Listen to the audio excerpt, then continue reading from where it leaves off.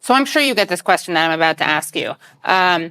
Trump is worse than Biden. Anything that you do that will hurt Biden is going to help Trump. What's your response to that? I'd say they have to read George Jackson. George Jackson used to say, fascism is here. You know, people gave us the scare with Biden's election, like, we need to build an anti-fascist, anti-Trump coalition, and Biden won. Genocide, Joe, won. Is he any better? And he's not. And neither is anyone in the Democratic Party, because, again, it's about the project. It's about defending the U.S. empire and defending capitalism. And so when you're talking about Trump is a result. He's a product of capitalism. He's a product of what the Democratic Party and the Republican Party have done or have not done in relationship to his citizenship. And so when people are like, you know, anything that we do against Joe Biden or anything that we do against the Democratic Party, they don't have an understanding of politics and they don't have an understanding of U.S. empire and capitalism. At the end of the day, these two parties have more in common with each other than they do with the large majority of people in the United States. It's a question of class interest. They're interested in sustaining and growing the capitalist system in the United States and growing U.S. empire and maintaining hegemony. That's what they're interested. They're not interested with whether we eat. They're not interested whether we have jobs. They're not interested in how we invest in infrastructure or how do we invest in this and that for the people. That is not what they're interested in. In fact, you know, again, when we think about bourgeois democracy, it's not hard to think about the many moments in which people in the United States have taken to the streets to demand things that they've never been granted. And then when they are granted that is easily taken away. Roe versus Wade. Right. You know, they usually say, well, we don't have money for this, but we have money for that. They pin different struggles against each other. Yeah. Usually, you know, when this country does not suffer from a deficiency of funds. Right. It doesn't suffer from lack. In fact, it's abundant in its production. It's abundant in its wealth. And so we need to be able to, again, understand what they represent and what they're there for. They're not there to protect us. They're there to protect finance capital. They're there to protect their interests across the globe. And we are just political pawns. And for as long as we allow them to do it, they will continue to do it. Yeah, and I think this moment of Genocide Joe, as you called him, the way that Biden is reacting to Israel and the way he's enabling their genocide, I think has made a lot of formerly blue no matter who people reconsider that blue no matter who. Yeah. Because people were, you know, he was supposed to be better than Trump.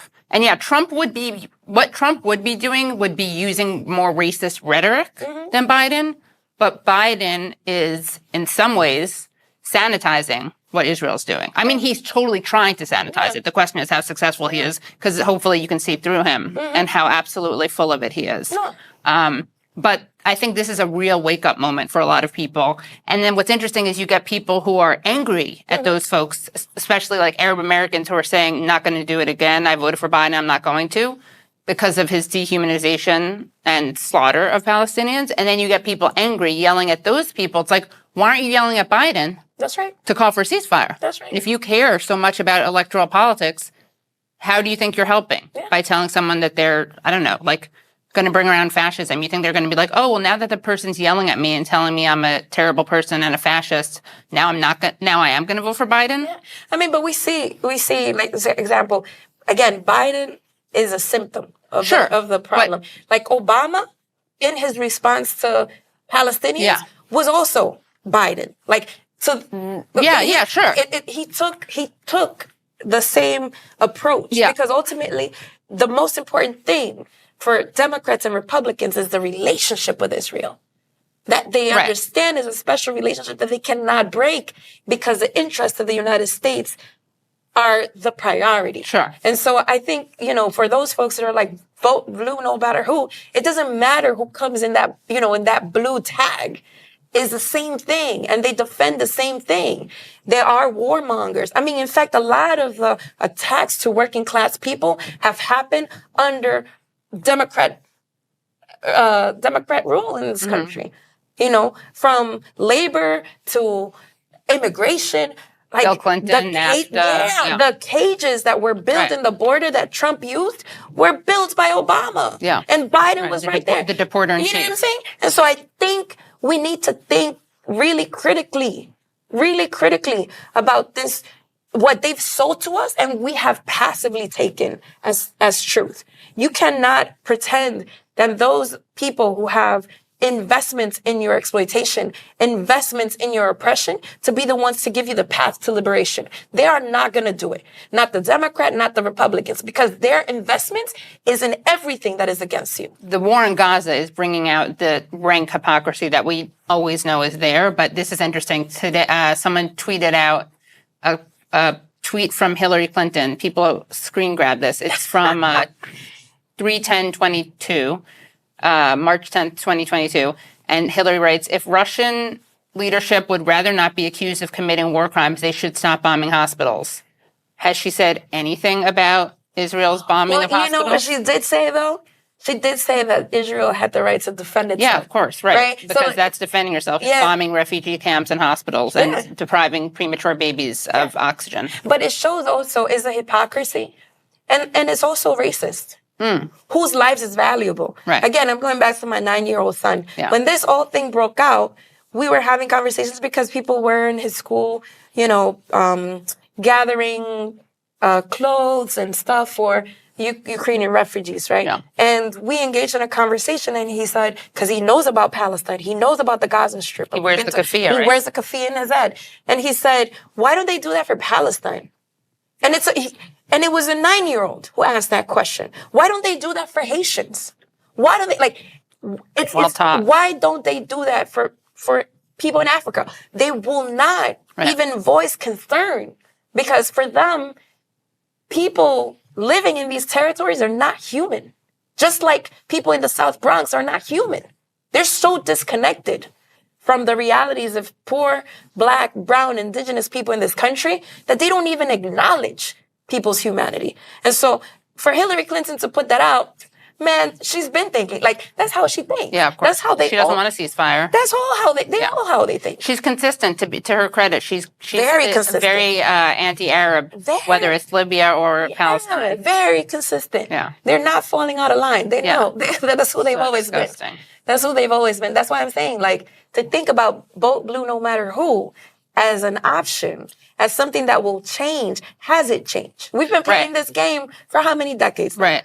It hasn't. And every election, this is the election that everything's at stake. But I think it is interesting that the Biden response, I think, is kind of poking a hole in that people who used to be, no one really identifies as blue no matter who, because that's kind of a pejorative term. Yeah. But people who I used to think really would prioritize, no matter what, we got to focus on getting Trump out. I think with this Biden thing, people are just not, they don't see that as a moral call anymore because they are rightfully disgusted with Biden's response. And like you said, it's not unique to Biden. But yeah, I think that this is shattering the idea that the Democrat is always better. Yeah. Yeah. I mean, I think ultimately, too, we need to look at the large population of people that don't vote and why they don't engage in voting. And part of it is like there's a level of demoralization and there's a level of hopelessness and cynicism that has been created by the two-party system because people know that they're not going to resolve any of the issues. And so I think, again, with the campaign, with the work that we do as a party, one of the things that we want to do is actually enlighten, like bring to life the hope and the possibility that lives in our capacity to make the changes necessary, not putting our hope into this corporate duopoly and expect them to be the ones to make the changes that we need to make for ourselves, that we should be taking political action for every day. And so I think, there's been a lot of enthusiasm. There's been a lot of hopeful reactions by many people, old and young, towards the campaign. I mean, we have In these last 3 days, we've had hundreds. I'm talking about more than 400 people wanting to volunteer to the campaign in just 3 days. Like, people are looking. They're looking for something. They have been given poison every day of their lives. They're looking for that clean glass of water. They're looking for something that they could invest time, energy, and hopes in, aspirations in. And so I feel like, only working class instruments can provide that. Only working class spaces can provide that, with the character and the disposition and the commitment to build a new society. But again, not every 4 years, but every day. Right. Now, going back to the every 4 year part, though, where do you guys have ballot access? In 2020, we ran a campaign with Claudia La Cruz. So shout out to Gloria. She's been amazing and a huge part of the party. In 2020, during COVID, we were able to get access to 15 states in the ballot. Our desire is to be able to surpass that now.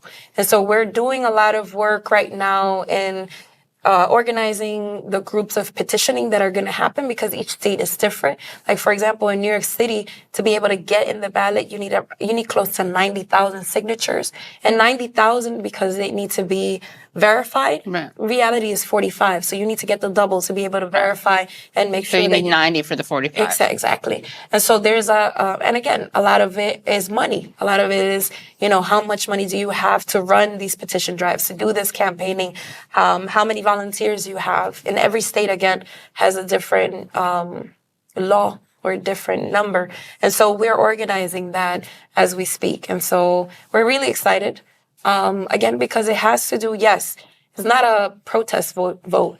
It's a vote to be able to build a political project, a political instrument of the working class that will gain the power, the force of the working class to be able to compete, as we should be able to with capitalism.